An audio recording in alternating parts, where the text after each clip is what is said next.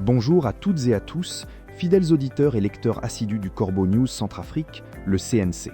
Quel plaisir de vous retrouver pour un nouveau décryptage de l'actualité centrafricaine, toujours aussi piquante, toujours aussi révélatrice de la mainmise étrangère sur notre cher pays. Aujourd'hui, on va parler d'une histoire qui sent la poudre, la manipulation et surtout la trahison. Eric Nazapa, mon cher Eric, bonjour. Prêt à nous éclairer sur ces étranges allers-retours forcés de certains chefs de groupes armés? Bonjour Fortuné Boberang, absolument prêt à plonger dans ce qui ressemble à un véritable marché de dupes. Le voile est enfin levé sur le déplacement inattendu de Dido Ali et de son adjoint, Al-Hafiz Ali, surnommé le Libanais.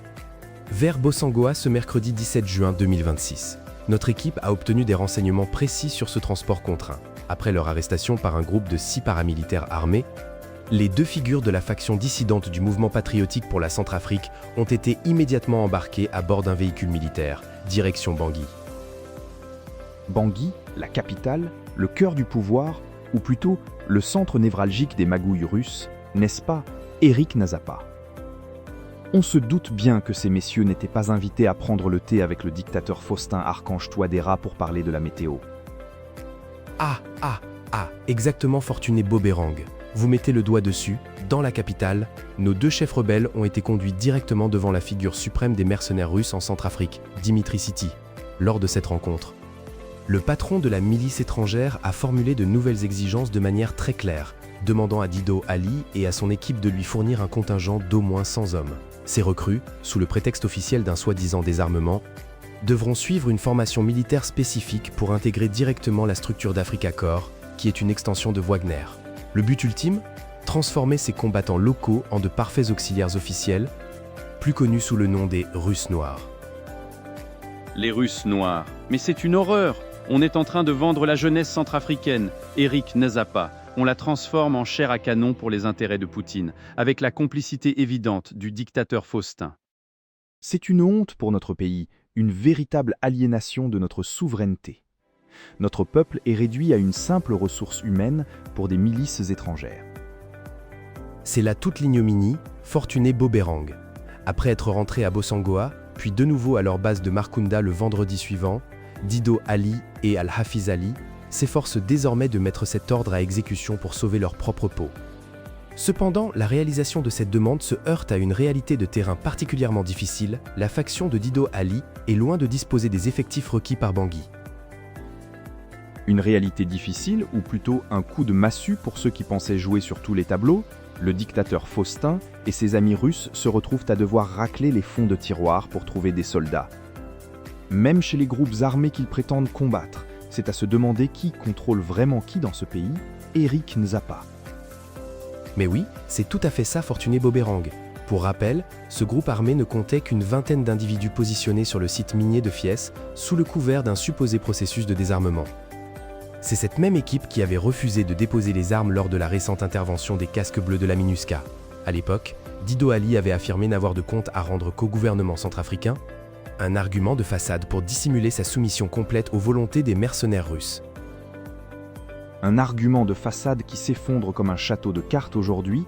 On voit bien qui tire les ficelles derrière le rideau de fumée du dictateur Faustin. Ce n'est plus le gouvernement centrafricain qui dirige. C'est Dimitri Siti et ses hommes. Et maintenant, cette soumission se paie cash pour Dido Ali. N'est-ce pas Eric Nazapa? Exactement Fortuné Boberang. Cette entente se retourne désormais contre le seigneur de guerre, dès l'annonce de l'obligation d'intégrer les rangs de Wagner en tant que subalterne des forces russes. Un vent de panique et de refus a agité les troupes à Fies. Plus de la moitié de la vingtaine de combattants disponibles ont choisi de démissionner sur le champ, refusant catégoriquement de devenir des outils au service de la milice étrangère. Ces éléments ont préféré se disperser dans la nature et franchir la frontière pour rejoindre définitivement le Tchad. Ils ont préféré fuir. Quelle gifle pour le dictateur Faustin et ses maîtres russes, même les hommes armés, qu'on pensait à leur solde, refusent de servir de vulgaires Russes noirs. La dignité humaine l'emporte sur l'argent sale. C'est une lueur d'espoir dans cette sombre histoire. Eric Nazapa. C'est une résistance inattendue, Fortuné Boberang. Dido Ali et son adjoint Al-Hafiz Ali, alias libanais, se retrouvent aujourd'hui à la tête d'un groupe résiduel d'à peine 10 hommes, alors que Dimitri City exige la livraison de 100 recrues. Pour masquer cette fuite massive et tenter d'atteindre leur objectif, les deux dirigeants dissidents multiplient actuellement les tromperies et les campagnes de désinformation auprès des jeunes de la région, espérant abuser les populations locales pour les enrôler de force dans cette aventure militaire, au service exclusif des intérêts de Wagner. Une mascarade de plus, Eric Nzapa. Abuser les jeunes, les tromper, les livrer à Wagner. C'est la signature d'un régime aux abois, prêt à tout pour maintenir ses privilèges et sa mainmise sur le pays, quitte à sacrifier sa propre jeunesse. Merci Eric Nzapa pour ce décryptage édifiant. C'était un article d'Arsène Feimonazoui.